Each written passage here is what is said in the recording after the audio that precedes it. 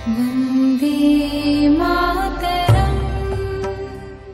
देख रहे हैं लीड इंडिया टीवी न्यूज। सुबह से अब तक की खास खबरें न्यूज अपडेट में।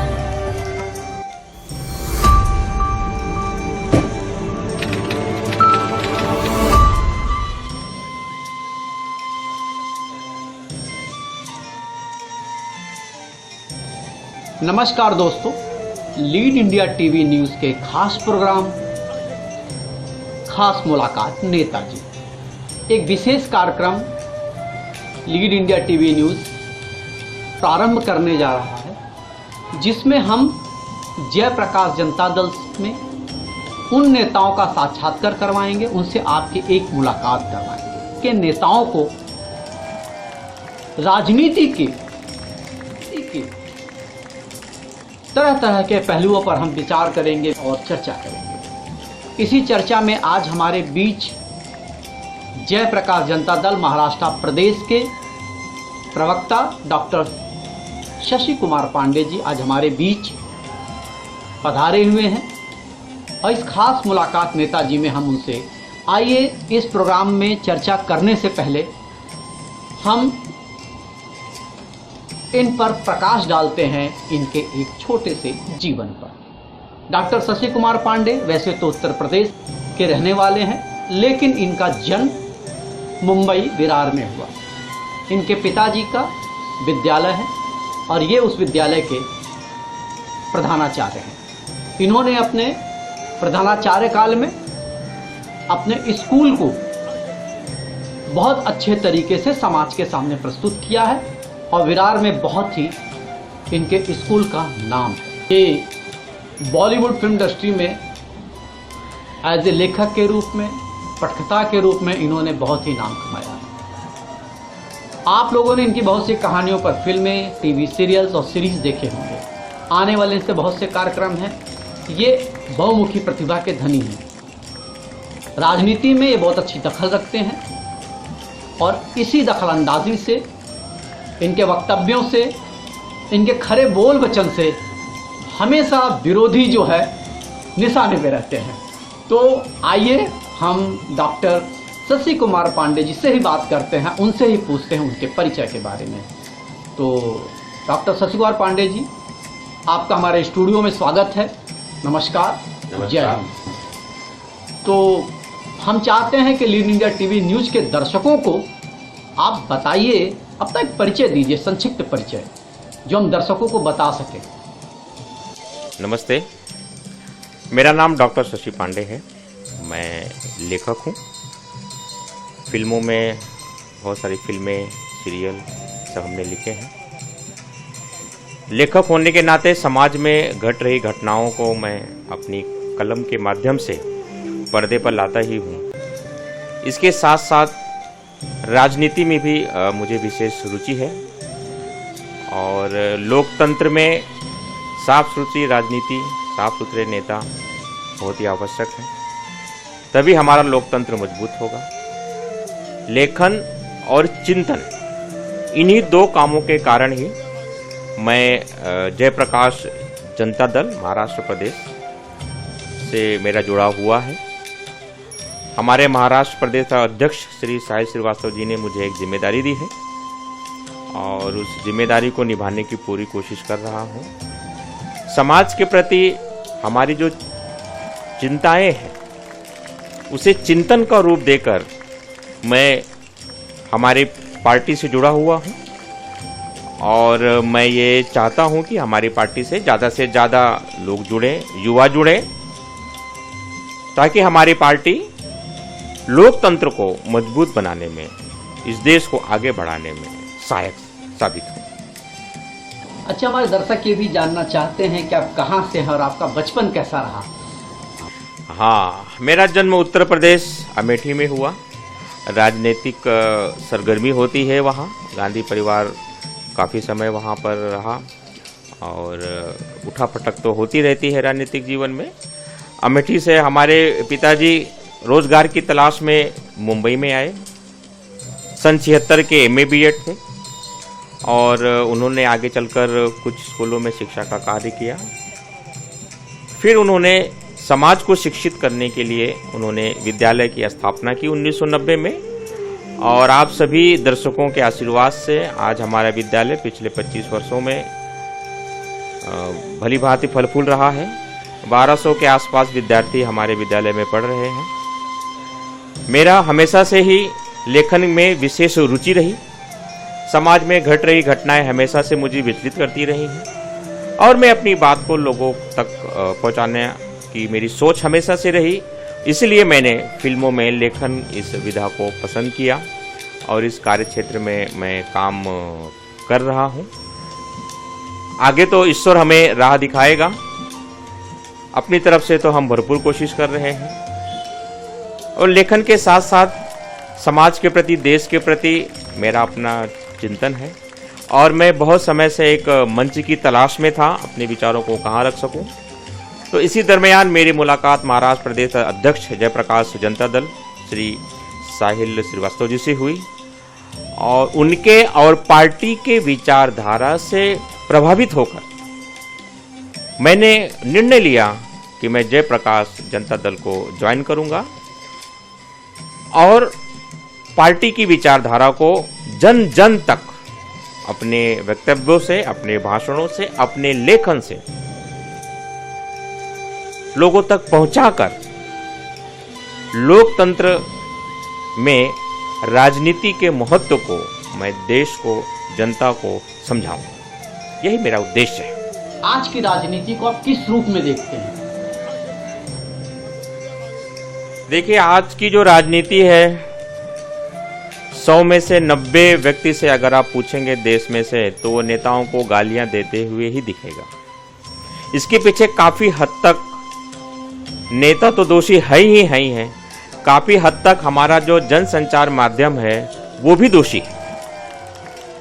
तालाब में सभी मछलियां गंदी नहीं होती हैं, 1-2 मछलियां गंदी होती हैं जिससे तालाब में बदबू आती है। साफ सुथरी राजनीति जब तक हमारे देश में नहीं होगी तब तक नेताओं के प्रति लोगों की विचारधारा नहीं बदलेगी।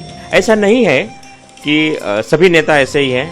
बहुत सारे नेता हम देख रहे हैं जो राजनीति को एक नई विचारधारा की ओर लेकर जा रहे हैं, जिसमें हमारे देश के प्रधानमंत्री श्री नरेंद्र मोदी जी हैं, उत्तर प्रदेश के मुख्यमंत्री योगी आदित्यनाथ जी हैं और इस तरह के तमाम राजनीतिक वर्चस्व रखने वाले लोग हैं जो अपनी चमकदार राजनीति और कठोर निर्णय से युवाओं को राजनीति में रुचि लेने के लिए मजबूर कर रहे हैं और लोग आकर्षित होकर आज नेताओं का हमारे जीवन पर, देश के सामाजिक, राजनीतिक, आर्थिक, सांस्कृतिक दृष्टिकोण पर किस प्रकार से असर पड़ता है यह हम पूरी तरह से समझ सकते हैं। पहले राजा हुआ करते थे और राज करते थे। लोकतंत्र में जनता राजा का चयन करती है और वो राज करती है, लेकिन आज का जो राजनीतिक परिपक्ष है वो बहुत ही बदला हुआ है। जनता से वादे कर करके तो जाते हैं ऊपर, लेकिन जब सत्ता मिल जाती है तो वही वादे वो भूल जाते हैं और जिन लोगों के वोट के दम से कुर्सी पर बैठे हैं वहाँ उस कुर्सी पर बैठकर लोगों को कैसे परेशान किया जाए और जन विरोधी नीतियों का पालन करते हैं। और इसी राजनीति को बदलने के उद्देश्य से और ज़्यादा से ज़्यादा युवाओं को राजनीति में आने की आह्वान देने के लिए मैंने जयप्रकाश जनता दल को ज्वाइन किया है। पंकज सहाय जी हमारे राष्ट्रीय अध्यक्ष हैं।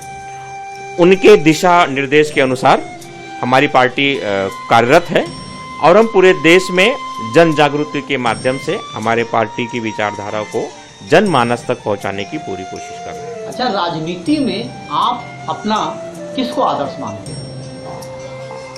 राजनीति में तो मैं जयप्रकाश नारायण लोहिया जी को अपना आदर्श मानता हूँ, लाल बहादुर शास्त्री जी को अपना आदर्श मानता हूँ, नेहरू जी को आदर्श मानता हूँ, शास्त्री जी को आदर्श मानता हूँ। मैं हर उस प्रधानमंत्री और राष्ट्रपति को आदर्श मानता हूँ जिन्होंने आज़ादी के बाद से देश की राजनीतिक बागडोर अपने हाथों में ली है और हर सरकार ने समय के अनुसार देश को मजबूत करने का ही काम किया।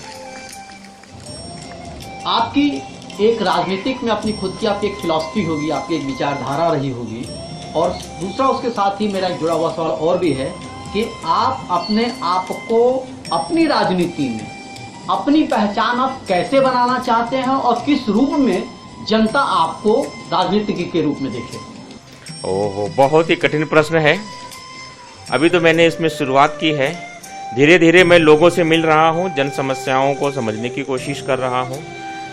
आगे चलकर मैं अपने आप को किस रूप में देखना चाहूँगा? आगे चलकर मैं एक आम आदमी की आवाज़ बनना चाहता हूँ। मैं चाहता हूँ कि हमारी पार्टी जयप्रकाश जनता दल से जो आवाज़ निकले वो एक आम आदमी की आवाज़ साबित हो। हमें सद्भावना, सद्विचार, सद्धर्म, गंगा जमुना की तहजीब, आपस में प्रेम भाव, सद्भाव, इस तरह के सभी लोकतंत्र को मजबूत करने वाले विचारधारा को साथ लेकर मैं एक आम आदमी की आवाज़ हमारी पार्टी के माध्यम से बनना चाहता हूँ। अच्छा, आप जयप्रकाश जनता दल की पार्टी को महाराष्ट्र में, विशेषकर महाराष्ट्र में जहां मराठा गढ़ है, उसमें किस तरीके से आप स्थापित करने का सपना देखते हैं और उसकी कुछ योजना है आपके पास? देखिए, अगर आप महाराष्ट्र का इतिहास उठाकर देखेंगे तो सबसे पहले क्रांति यहीं हुई है। शिक्षा, राजनीतिक, आर्थिक, सामाजिक, सांस्कृतिक, आप किसी भी क्रांति को देखेंगे तो महाराष्ट्र से ही इसकी शुरुआत हुई है। और मुझे महाराष्ट्र प्रदेश अध्यक्ष श्री साहिल बी श्रीवास्तव जी ने प्रवक्ता का जो पद दिया है, मैं उसके लिए बहुत उनका शुक्रगुजार हूँ। और इस महाराष्ट्र की धरती से मैं अपने राजनीतिक जीवन की शुरुआत कर रहा हूँ।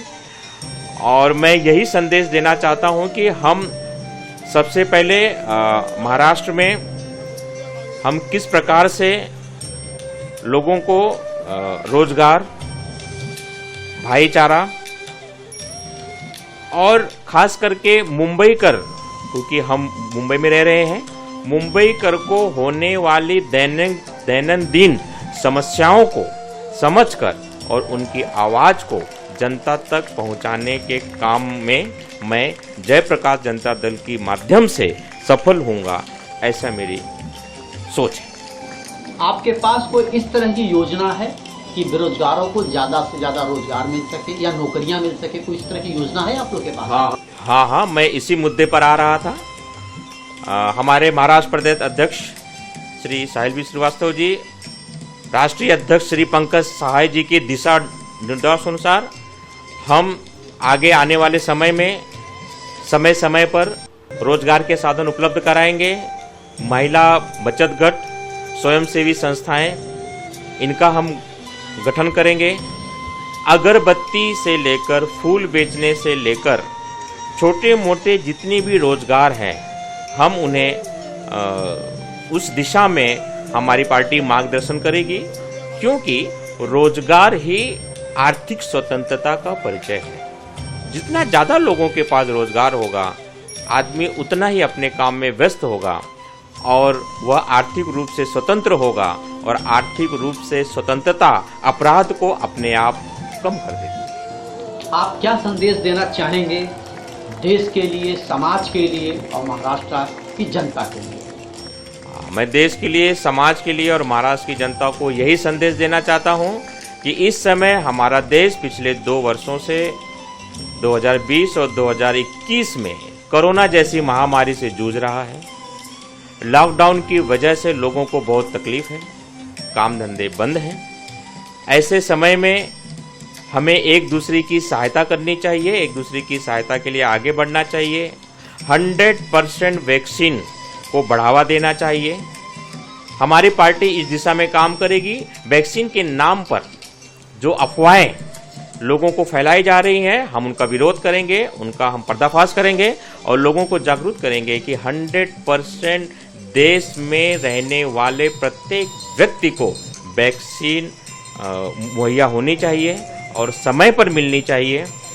और दूसरा संदेश हमारा देश की जनता को ये है कि कोरोना जैसे महामारी में हमने जिस प्रकार से एकजुटता दिखाई है, हमारे देश ने मेडिकल सुविधा ने पूरे विश्व में जिस प्रकार से देश का झंडा गाड़ दिया है। जहाँ तक मैं आंकड़ा समझ रहा हूँ, मुझे ऐसा लग रहा है कि 35 से 36 करोड़ लोगों को वैक्सीन प्राप्त हो चुकी है। इसके लिए पूरे विश्व ने हमारे भारत देश के डॉक्टरों का लोहा माना है। इतने बड़े पैमाने पर जो वैक्सीन का काम शुरू हुआ है, इससे हमारे देश की जनता का मनोबल बढ़ा है। मैं देश की जनता को महाराष्ट्र प्रदेश प्रवक्ता होने के नाते मैं ये संदेश देना चाहता हूँ कि आप सभी जल्द से जल्द कोरोना की वैक्सीन लें। कोरोना जैसे इस बुरे वक्त में अपना धैर्य बनाए रखें, संयम बनाए रखें, एक दूसरे की सहायता करें और जितनी कोशिश हो सके लोगों को एकजुट करने का प्रयास करें, ताकि हम इस महामारी से बहुत जल्द बाहर निकल जाएं।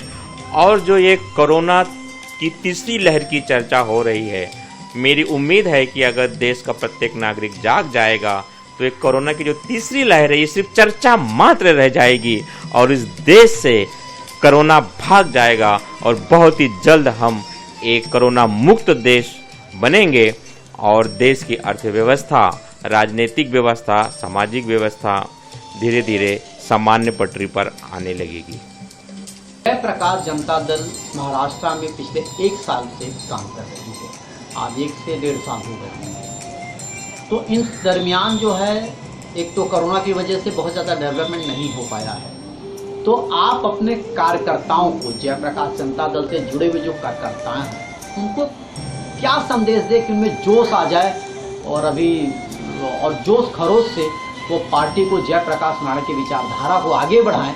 उनको विश्वास हो कि महाराष्ट्र सरकार की कमियों को उजागर करके जन आंदोलन कर सके। इस तरह की कोई एक नए कार्यकर्ताओं जो हैं उनके लिए कुछ ऐसा संदेश दीजिए उसमें जोश आ जाए, वो कुछ कर सके। मैं तो देश के युवाओं को यही संदेश देना चाहूँगा कि आप ज़्यादा से ज़्यादा मात्रा में जयप्रकाश जनता दल पार्टी से जुड़िए। हमारे राष्ट्रीय अध्यक्ष श्री पंकज सहाय जी के बताए दिशा निर्देश को समझिए। पार्टी के संविधान, पार्टी के नियम और पार्टी की कार्यशैली को आप समझिए।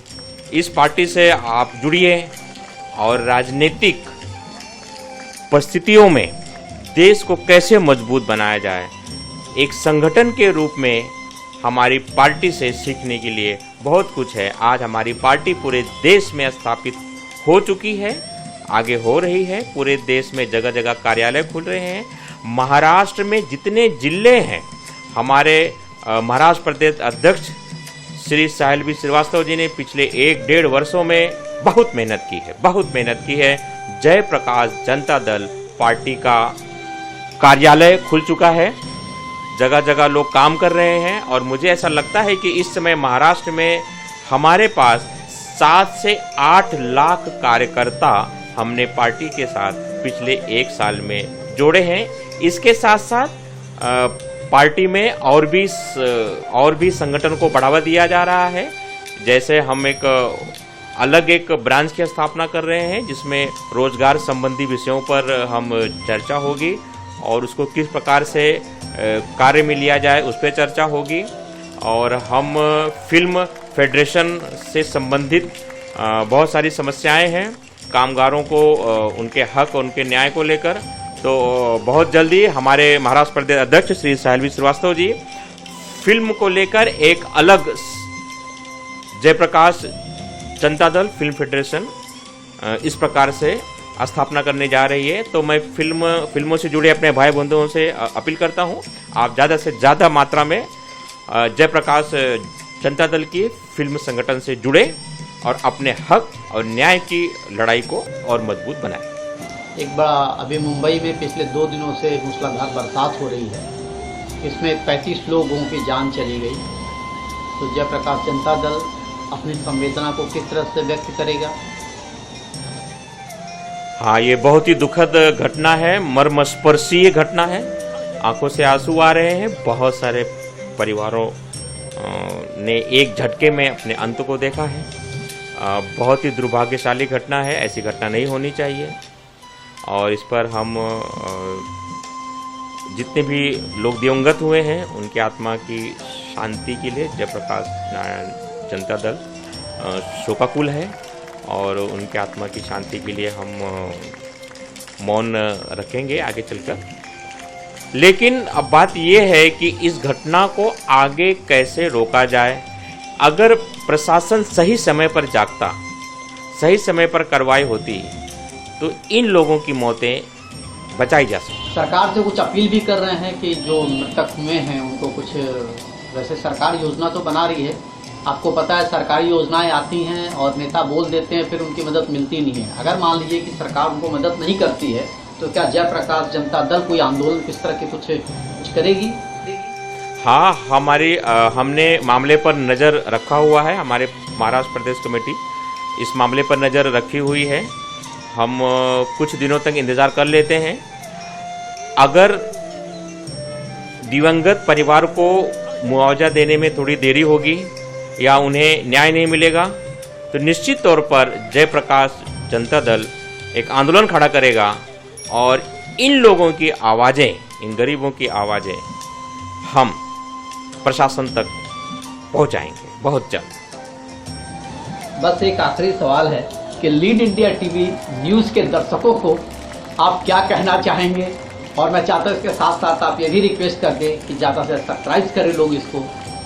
मैं लीड इंडिया टीवी न्यूज़ के दर्शकों को यही कहना चाहता हूँ कि आप ज़्यादा से ज़्यादा मात्रा में हमारी खबरों को देखिए, चैनल को लाइक कीजिए, ज़्यादा से ज़्यादा लोगों में सब्सक्राइब कीजिए, ताकि देश की जनता को सही सटीक खबरें सही समय पर मिल सकें। लीड इंडिया टीवी का हमेशा यही प्रयास रहता है कि खबरें निष्पक्ष हों, सही हों और सही समय पर लोगों में पहुँचे। तो लीड इंडिया टीवी के दर्शकों को तो मैं यही कहना चाहूँगा, ज़्यादा से ज़्यादा मात्रा में चैनल को सब्सक्राइब करें, लाइक करें और उसे शेयर कीजिए। देखते रहिए लीड इंडिया टीवी। धन्यवाद डॉक्टर शशि कुमार पांडे जी, आप हमारे स्टूडियो में आए और आपने अपना कीमती वक्त दिया है। मैं आपसे उम्मीद करता हूं कि आप इसी तरीके से हमारे स्टूडियो में समय समय पर आते रहिए और इस देश को और महाराष्ट्र प्रदेश को नई दिशा देते रहिए। और मैं ये भी चाहता हूं कि मुंबई प्रदेश के उपाध्यक्ष और अध्यक्ष के लिए आपके पास कोई संदेश है, क्योंकि मुंबई गढ़ है और जयप्रकाश जनता दल मुंबई में अच्छा काम कर रहा है। तो मैं चाहता हूं कि मुंबई प्रदेश अध्यक्ष अरुण उगरेजिया जी और उपाध्यक्ष वीरेंद्र कुमार लोड, इनके कार्यों के बारे में थोड़ा कह दीजिए, जिससे कि कार्यकर्ताओं में जोश पैदा हो जाए। हाँ, अरे इन लोगों ने बहुत मेहनत की है। हमारी महाराष्ट्र प्रदेश अध्यक्ष श्री साहिल बी श्रीवास्तव जी के मार्गदर्शन में हमारे पार्टी के जितने भी सदस्य हैं जोर शोर से लगे हुए हैं, पार्टी की विचारधारा को जन जन तक पहुंचाने का काम कर रहे हैं। और पिछले 1-1.5 वर्षों में जो पार्टी ने महाराष्ट्र में प्रगति की है वो आश्चर्यजनक है। बहुत तेरे पार्टियों को 10 साल लग जाते हैं, फिर भी वो जनता तक नहीं पहुंच पाते हैं सही तरीके से, लेकिन हमारी पार्टी पिछले 1 वर्षों में महाराष्ट्र के कोने कोने में फैल चुकी है। इसके लिए महाराष्ट्र प्रदेश अध्यक्ष साहिल श्रीवास्तव जी, अरुण उगरेजा जी, वीरेंद्र लोध जी, ये सभी बधाई के पात्र हैं। मैं ईश्वर से इनकी सफलता की कामना करता हूं और मैं चाहता हूं कि हमारी पार्टी बहुत जल्द एक राष्ट्रीय पार्टी के तौर पर उभरे, ताकि हम जनता की आवाज़ ज़्यादा से ज़्यादा मात्रा में संसद तक पहुंचा सकें। संसद तक तो हम हमारी बात पहुंचाएंगे भी, हमें इस देश के जितने भी राज्य हैं और राज्यों की विधानसभाएं हैं, उन विधानसभाओं में हमें जनता की आवाज़ को पहचानना है। तो मैं देश की जनता से यही आग्रह करूंगा कि आप आगे आने वाले कई राज्यों में चुनाव होने वाले हैं और उन चुनावों में आप जयप्रकाश जनता दल पार्टी के उम्मीदवारों को भारी मात्रा में वोट देकर अपनी आवाज प्रशासन तक पहुंचाने में सफलता प्राप्त करें। जय हिंद। खास खबरें लगातार बने रहिए हमारे साथ। अब हमें दीजिए इजाजत, कल फिर मिलेंगे न्यूज अपडेट की खबरों के साथ। देखते रहिए लीड इंडिया टीवी न्यूज। जय हिंद।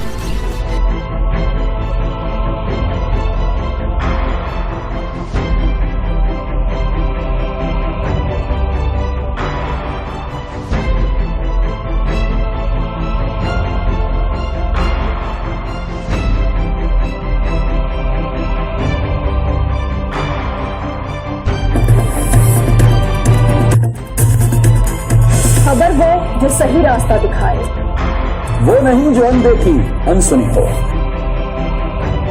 खबर वो जो हकायत पर मबनी हो, खबर वो जो निकलकर सामने आए, वो नहीं जो सनसनी फैलाए, वो नहीं जो आपकी सोच गुमराह कर दे, हर छोटी बड़ी खबर पर नजर जिसका ताल्लुक आपसे, वो नहीं जो महज बड़े बोल हो, खबर वो जो शऊर को उजागर करे।